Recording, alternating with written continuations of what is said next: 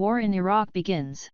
On March 19, 2003, the United States, along with coalition forces primarily from the United Kingdom, initiates war on Iraq.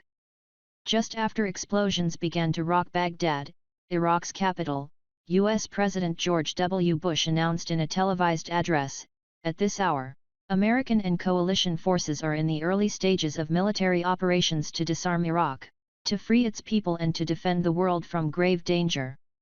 President Bush and his advisors built much of their case for war on the idea that Iraq, under dictator Saddam Hussein, possessed or was in the process of building weapons of mass destruction.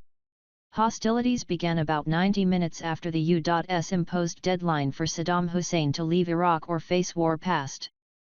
The first targets, which Bush said were of military importance, were hit with Tomahawk cruise missiles from U.S. fighter bombers and warships stationed in the Persian Gulf.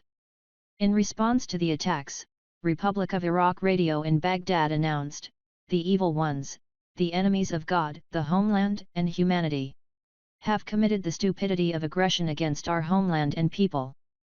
Though Saddam Hussein had declared in early March 2003 that, "It is without doubt that the faithful will be victorious against aggression," he went into hiding soon after the American invasion, speaking to his people only through an occasional audio tape.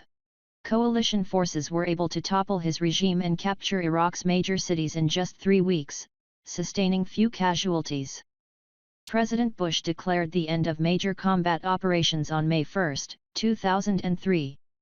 Despite the defeat of conventional military forces in Iraq, an insurgency has continued an intense guerrilla war in the nation in the years since military victory was announced, resulting in thousands of coalition military, insurgent, and civilian deaths.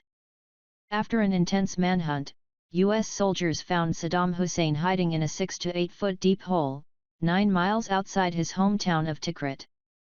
He did not resist and was uninjured during the arrest. A soldier at the scene described him as a man resigned to his fate. Hussein was arrested and began trial for crimes against his people, including mass killings, in October 2005.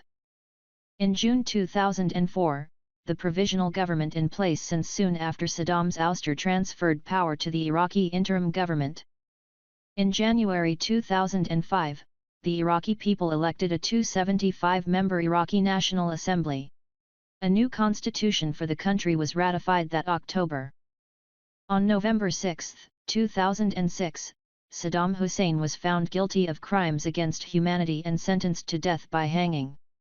After an unsuccessful appeal, he was executed on December 30, 2006. No weapons of mass destruction were found in Iraq. The U.S. declared an end to the war in Iraq on December 15, 2011, nearly 10 years after the fighting began.